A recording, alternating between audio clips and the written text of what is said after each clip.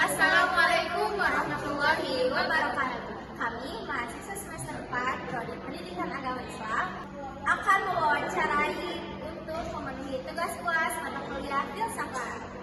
Dan kami di sini akan mewawancarai Buya Cecep Taufikur Rahman.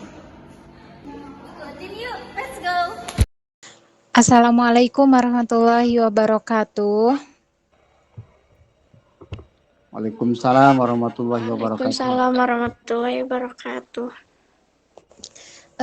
Buya Afwan mengganggu waktunya. Gimana kabarnya? Sehat? Alhamdulillah baik, alhamdulillah. Alhamdulillah. Izin minta waktunya sebentar karena ini ada tugas filsafat. Kami dari Prodi PAI, kebetulan angkatan 4 sekarang.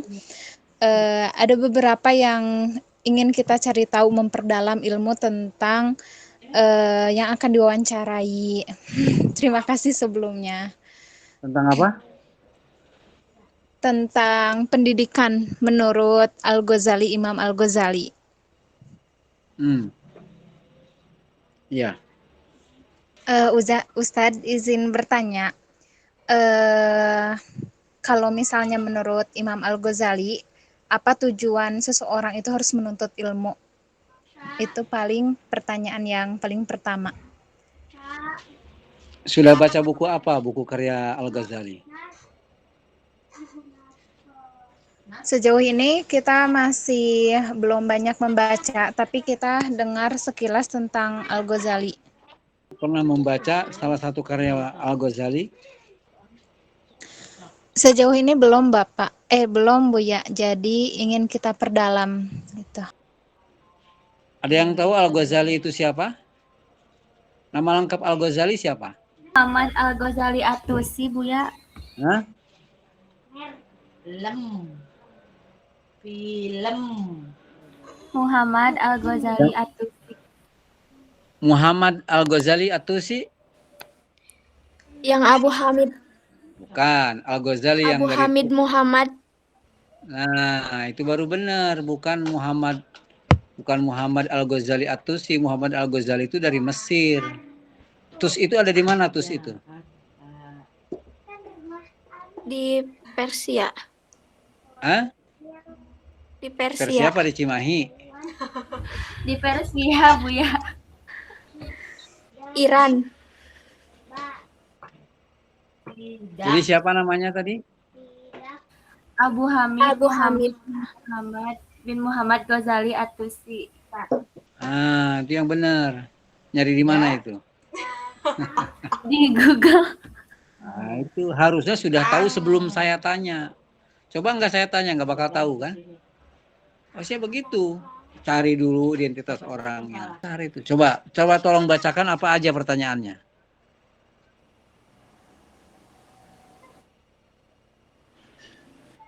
Apa saja pertanyaannya yang sudah disiapkan, coba? Cuman ada 4 pertanyaan aja Bu ya. Tadi yang pertama, jadi tujuan utama seseorang harus menuntut ilmu itu apa? Terus selanjutnya, bagaimana kriteria ideal seorang guru itu menuntut ilmu menurut Imam Ghazali? Dari segi sikapnya harus seperti apa ditekankan bagi seorang pendidik gitu, karena nanti kita akan menjadi guru. Terus selanjutnya, konsep untuk muridnya. Nah, untuk kita yang menjadi murid atau santri, persiapan atau adab apa yang paling penting dimiliki sebelum dan selama menuntut ilmu menurut Buya gitu, menurut Buya sendiri. Nah, terus selanjutnya yang terakhir, Imam Ghazali kan membagi ilmu itu ada yang fardu ain, ada juga yang fardu kifayah. Nah, bagaimana cara ngeringkas supaya kita bisa memahami pembagian ilmu itu dalam kehidupan kita sehari-hari. Jadi kita lebih ke diskusi Buya, ingin memperdalam gitu, ingin saling saling mengeluarkan apa yang kita ketahui gitu. Ya, bagus. Tujuannya diskusi. Saya senang kalau diskusi. Nah, sekarang mulai dari adik-adik. Coba jelaskan. Apa yang dimaksud oleh Al-Ghazali dengan ilmu fardu ain dan ilmu fardu kifayah? Apa yang adik-adik pahami? Barangkali saya bisa memberikan komentar. Kalau belum tepat, saya bisa meluruskan. Itu baru namanya diskusi. Maka silahkan. Saya paling suka kalau mahasiswa bertanya, tetapi dari buku landasannya. Pak, saya baca buku ini mengatakan begini, yang ini mengatakan begini. Ini kontradiktif pemikirannya, susah dipahami. Kira-kira bagaimana jalan tengahnya? Nah, itu baru pertanyaan mahasiswa. Pertanyaan orang yang siap diskusi. Nah, coba gimana? Apa yang dimaksud dengan ilmu fardu kifayah dan fardu ain menurut Al-Ghazali, dan kenapa Al-Ghazali mengatakan ada ilmu itu?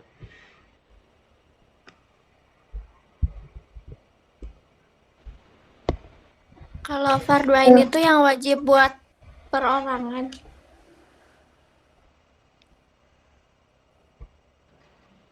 Maaf, terputus-putus suaranya. Ini kenapa sebagian open cam, sebagian lagi off cam?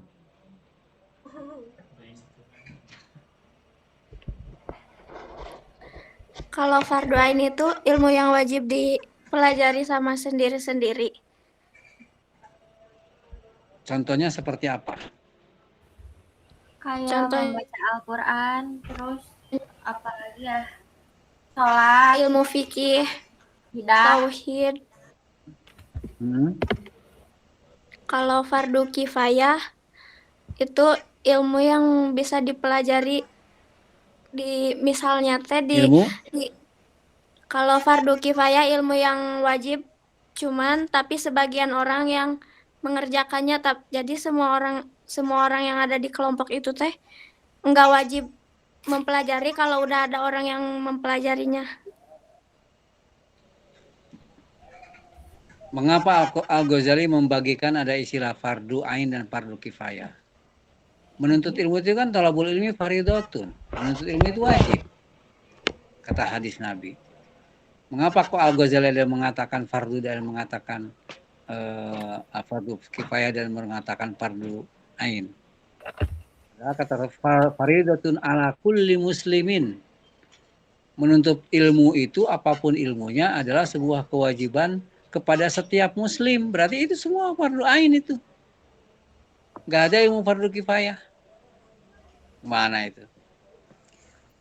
Kalau misalnya menurut saya sendiri ya Bu ya, jadi kita supaya tahu mana dulu yang harus kita laksanakan gitu. Seperti tadi kan kewajiban yang paling utama itu adalah syahadat sholat, itu paling utama, dan ada juga kewajiban yang setelah kita dapatkan gitu. Kalau misalnya kita sudah berislam, Salah satu bentuk keseriusan jadi mahasiswa itu yang mau membaca. Kalau kita sekarang tidak bisa beli buku karena buku mahal, udah harus beli buku, datang ke perpustakaan. Ya. Yang kedua, kalau menggali pemikiran seseorang, apalagi dengan cara wawancara, jangan datang dengan informasi kosong. Ya. Jangan datang dengan informasi kosong. Tapi gali siapa profil orang itu, apa keahliannya, apa keistimewaannya, apa yang menjadi keunggulan dalam pemikirannya. Oke ya, jadi kita lanjutkan atau enggak nih wawancaranya? Lanjutkan Bu ya.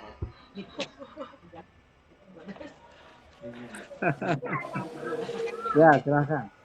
Dimulai kalau begitu. Dari pertanyaan pertama.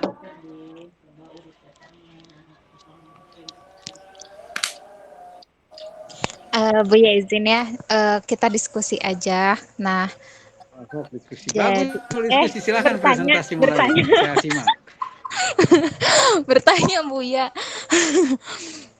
kan Imam Ghazali itu, langsung aja ke yang kedua aja.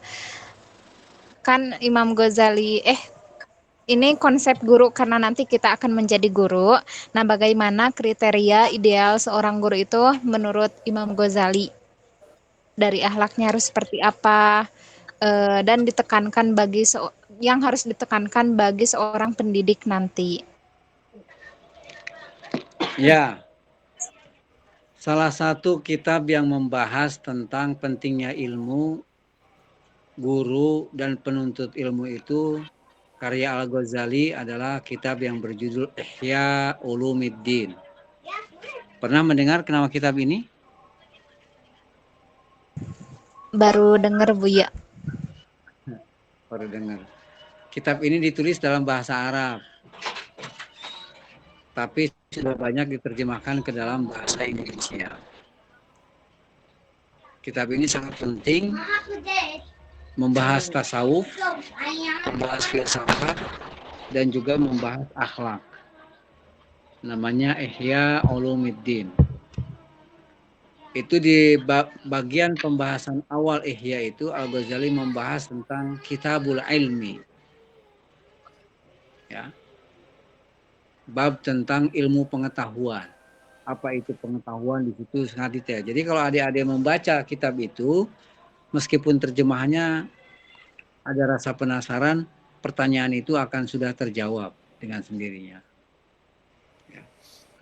Yang kedua, setelah membahas tentang ilmu, Al-Ghazali itu juga membahas tentang orang yang mencari ilmu, talibul ilmi. Itu juga panjang dibahas, termasuk motivasi orang mencari ilmu itu seperti apa. Itu tidak akan saya jelaskan karena tidak ditanyakan ya. Apalagi kita kan judulnya diskusi ini. Nah, setelah itu baru Al-Ghazali membahas tentang orang yang mengajarkan ilmu pengetahuan, al-muallim. Ya. Jadi kalau ilmu itu dalam bahasa Arabnya adalah al-ilmu. Orang yang belajar itu namanya al-muta'allim. Ya. Orang yang mengajarkan ilmu itu namanya al-muallim. Jadi sumbernya dari kata ilmu. Ilmu itu adalah kata benda pengetahuannya. Al-muta'allim itu adalah orang yang mencari, mengejar ilmu pengetahuan. Kemudian al-muallim itu adalah orang yang mengajarkan ilmu pengetahuan.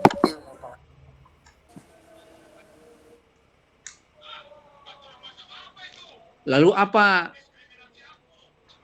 yang harus menjadi akhlak seorang al-muallim atau pendidik? Di dalam kitab itu dijelaskan bahwa hal pertama yang harus dimiliki oleh seorang pendidik adalah akhlak dan keteladanan. Jadi bukan pengetahuan, ilmu pengetahuannya dulu, tapi akhlak dan keteladanan. Kepantasan seseorang menjadi seorang pendidik, barulah dia disebut pendidik. Karena tidak semua guru bisa disebut pendidik. Apa coba kira-kira perbedaan antara guru dengan pendidik apa kira-kira?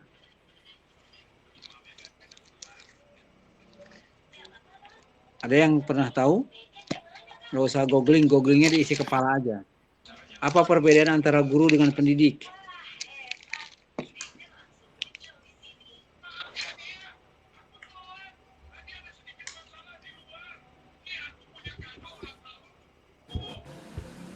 Mic-nya Jus.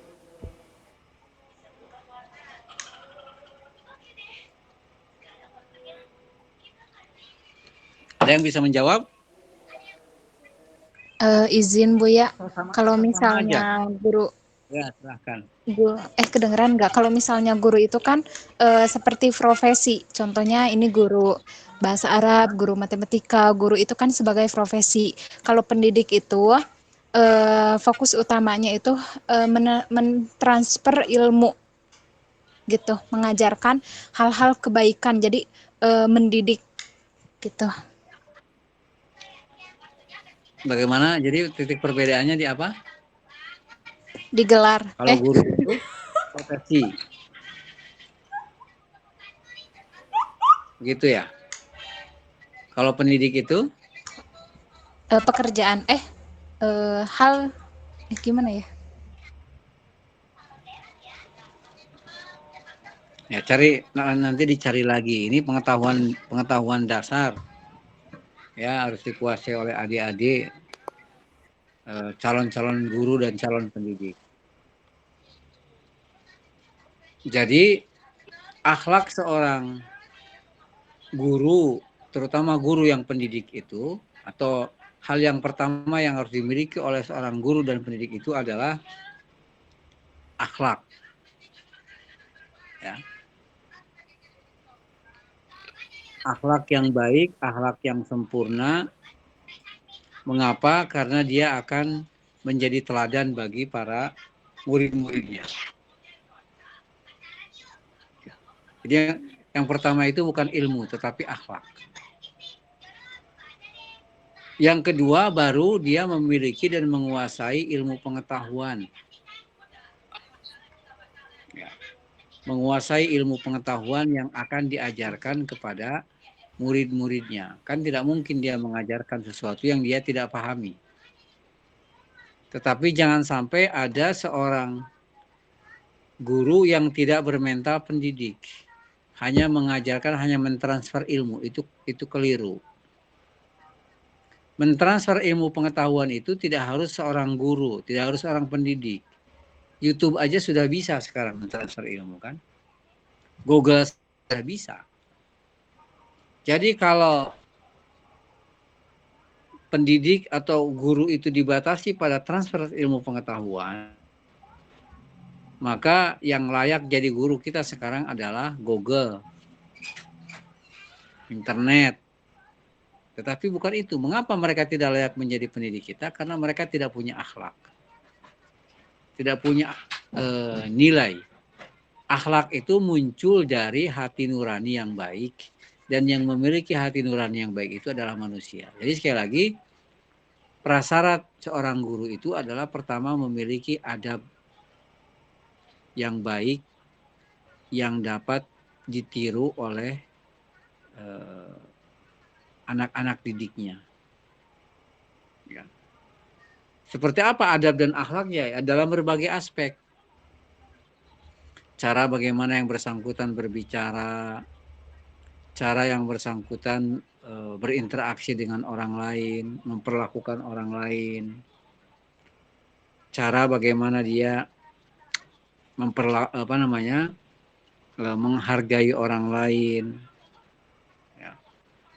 Termasuk cara bagaimana dia menghargai ilmu pengetahuan.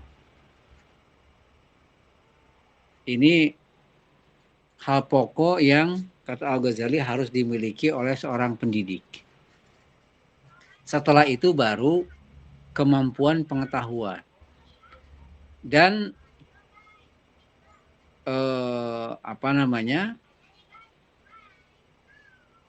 kepemilikan akhlak itu tidak bisa diukur dengan nilai material. Oh, misalnya akhlaknya A, B, C atau tidak. Tetapi nilai akhlak seseorang itu bisa dinilai dari pandangan orang lain yang menyaksikan dan merasakan bagaimana orang tersebut berinteraksi dengan yang lain. Jadi dalam ajaran Islam tidak boleh ada seorang pendidik hanya memiliki ilmu pengetahuan tapi tidak memiliki adab-adab utama sebagai seorang pendidik. Ya. Karena kata Al-Ghazali, ya, hal terpenting dalam motivasi seseorang mencari ilmu itu bukan mendapatkan predikat gelar, ijazah atau kedudukan manusiawi. Jadi kata Al-Ghazali, tujuan seseorang mencari ilmu itu adalah meningkatkan derajatnya di hadapan Allah Subhanahu wa taala serta rasa takutnya kepada Allah Subhanahu wa taala. Semakin banyak ilmu pengetahuan, dia semakin dekat dan semakin takut kepada Allah Subhanahu wa taala. Jadi kata Al-Ghazali, jangan sampai ketika mencari ilmu itu ada motivasi-motivasi duniawi yang mendorong seseorang untuk mencari ilmu. Mencari ilmu itu harus diniatkan untuk lebih mendekatkan diri kepada Allah dan rasa takut kepada Allah Subhanahu wa taala. Ya. Jadi figur akhlak itu dalam ketawaduannya, dalam cara berbicaranya, dalam sikapnya, dalam semua aspek, barulah itu yang disebut dengan seorang al-muallim, ya, dalam pandangan Al-Ghazali. Ya, silahkan. Jelas? Jelas banget, Masya Allah, Buya. Terima Ya, kasih. silahkan. Dilanjut, kita akan memperdalam. Tadi kan seorang guru. Nah, kalau misalnya sekarang kita konsepnya murid, untuk kita yang menjadi murid atau santri, persiapan atau adab apa yang paling penting dimiliki sebelum dan selama kita menuntut ilmu. Menurut Buya aja. Menurut saya atau menurut Al-Ghazali? Menurut Buya. Baik. Jadi yang pertama, seseorang mencari ilmu itu harus mengikhlaskan dulu niatnya. Ikhlasun niyah. Ya. Bahwa saya itu kuliah bukan karena disuruh orang tua daripada nganggur di rumah, mending kamu kuliah. Bukan karena itu. Tapi saya ingin menjadi bagian dari agen penyebar ilmu pengetahuan, terutama dalam dunia pendidikan. Dan dengan cara itu, maka kemudian saya akan mendapatkan pahala dan derajat tertinggi di sisi Allah Subhanahu wa Ta'ala. Jadi pertama, perbaharui niat. Nah. Yang kedua, hormati dan hargai orang yang menjadi guru kita. Jadi menghargai dan menghormati guru itu bukan hanya dengan cium tangan, keliru itu. Kalau dengan cium tangan, ya, dengan salaman cium tangan, seolah-olah dianggap kita sudah memberikan hak kepada guru kita untuk dihormati. Jadi meskipun guru kita itu tidak minta dihormati, kita wajib menghargai guru kita, menghormati guru kita. Ya. Dengan cara apa? Ya, diantaranya adalah dengan menyimak dan mematuhi apa yang menjadi nasihat-nasihat positifnya selama guru itu mengajarkan kita kepada hal-hal yang positif. Kalau yang nyuruh yang nggak positif ya jangan. Jadi yang pertama tadi mengikhlaskan niat, yang kedua menghormati guru, ya. Kemudian yang ketiga, kita yang mencari ilmu itu, ya, perlu menentukan target dari apa yang kita inginkan. Adik-adik kuliah di Prodi PAI ini apa targetnya? Apakah hanya dapat ijazah S1? Oh, rugi kalau itu. Kalau itu saja rugi. Ijazah mah pasti dapat, yang penting kuliahnya rajin, ya kan? Semua syarat dipenuhi, ijazah pasti dapat. Tapi itu tidak boleh dijadikan satu-satunya syarat. Bahwa saya misalnya ingin menjadi, ketika selesai itu saya ingin menjadi seorang pendidik yang bermutu, seorang pendidik yang di atas rata-rata. Maka dengan kesadaran itu adik-adik akan selama kuliah bagaimana saya mengisi ilmu pengetahuan sebanyak-banyaknya. Ya. Menghabiskan waktu untuk menambah wawasan dan pengetahuan, persering ke perpustakaan. Ya. Yang dibawa, yang kita tenteng kemana-mana itu bukan HP, tapi buku. Yang menjadi teman kita di mana-mana itu bukan HP, bukan tab, tetapi buku. Nah, jadi kita semua tahu bahwa ke depan menjadi guru itu tantangannya sangat besar, ya kan? Katanya orang mengatakan di antara profesi yang akan bisa digantikan oleh AI itu adalah guru. Menjadi guru bisa jadi nanti akan tergantikan oleh AI. Karena tadi itu mau pinter kan gampang sekarang, tinggal ketik aja. Ya, menjadi gurunya bisa digantikan oleh AI, tapi menjadi pendidiknya tidak akan bisa digantikan oleh AI. Ya.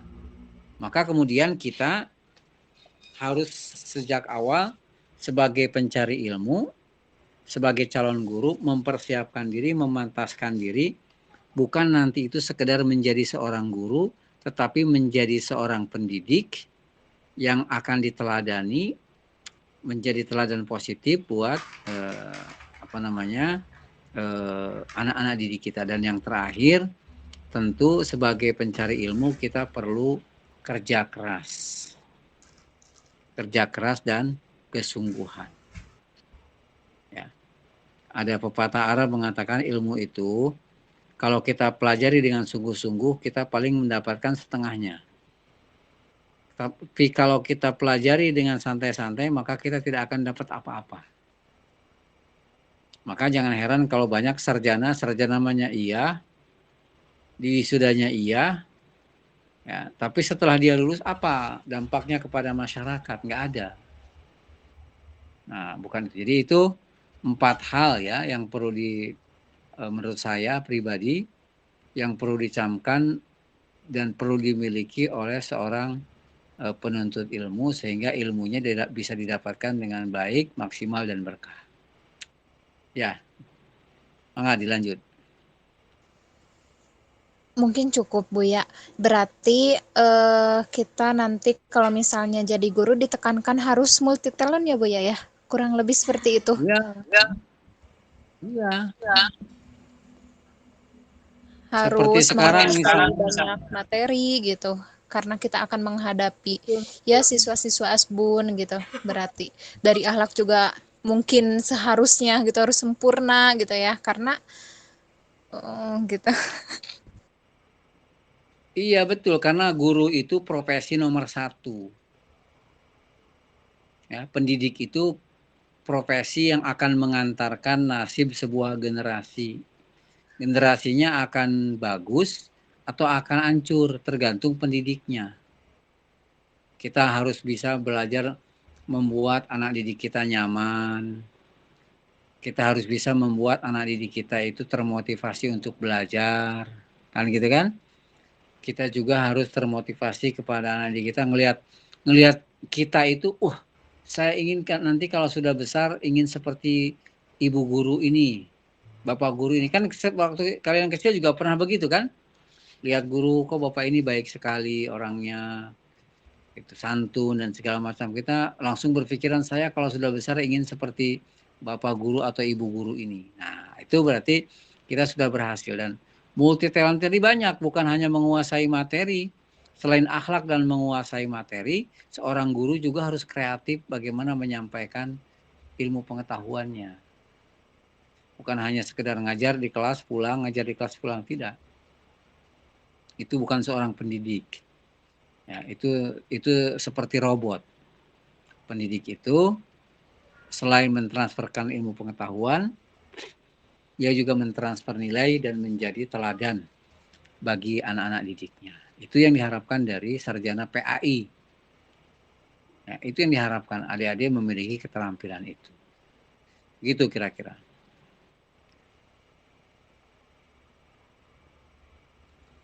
Ada lagi? Mungkin cukup Bu ya untuk sesi diskusinya. Cukup ya. Betul ya, jangan kapok ya. Masya Allah dapat ilmu baru, alhamdulillah. Terima kasih Bu ya sebelumnya. Ya, sama-sama. Mudah-mudahan kalian sukses. Perbanyak membaca buku, perbanyak berdiskusi, perbanyak kunjungan ke perpustakaan, bukan ke kantin, bukan ke lantai dasar. Perbanyak ke lantai 8. Ya. Kenapa pada ketawa? Merasa atau bagaimana? Ya, sesekali ke kantin kan perlu, ya enggak? Jangan terus. Saya ke kantin udah uangnya habis. Otaknya tidak, ya kan? Ya. Sukses semuanya. Saya akan semuanya sukses. Amin. Jangan lupa membaca buku. Siap, berarti membaca nomor 1 untuk sekarang. Iya. Nabi Muhammad aja pertama dapat wahyunya disuruh baca. Ikro. Apalagi kita, ya kan? Betul Bu ya, betul. Cukup? Cukup Bu ya. Terima kasih sebelumnya. Dan tadi juga udah banyak yang kita dapat dari ilmu dan juga penegasan dari Bu ya bahwasanya harus membaca buku gitu. Ya. Ada Ada ini penyampaian terakhir Bu ya? Atau dicukupkan? Kalau misalnya cukup, kita tutup. Ya, sebagai gambaran, saya nyuruh baca buku itu bukan hanya ke kalian di kelas saya. Kalau ada mahasiswa dalam itu nggak baca buku, saya tidak izinkan ikut kuliah saya. Buat apa coba? Dia cuma duduk aja, ya kan? Cuma buat apa? Saya tanya, minggu kemarin baca buku apa? Terserah dia mau baca buku sastra, mau baca buku pendidikan, mau baca buku. Yang penting baca. Ini kan jangan sampai, aduh udah 1 bulan nggak pernah baca buku sama sekali. Ngapain duduk dengar kuliah saya, nggak manfaat. Baca buku dulu. Nah, kalau di kelas saya lebih tegas lagi. Ya. Jadi itu saya kira terima kasih. Sekali lagi mudah-mudahan sukses semuanya. Kalau sudah saya izin pamit. Assalamualaikum warahmatullahi wabarakatuh. Waalaikumsalam warahmatullahi wabarakatuh. Terima kasih Buya. Sama-sama semuanya. Izin dulu ya. Baik Buya. I just had to let you know you're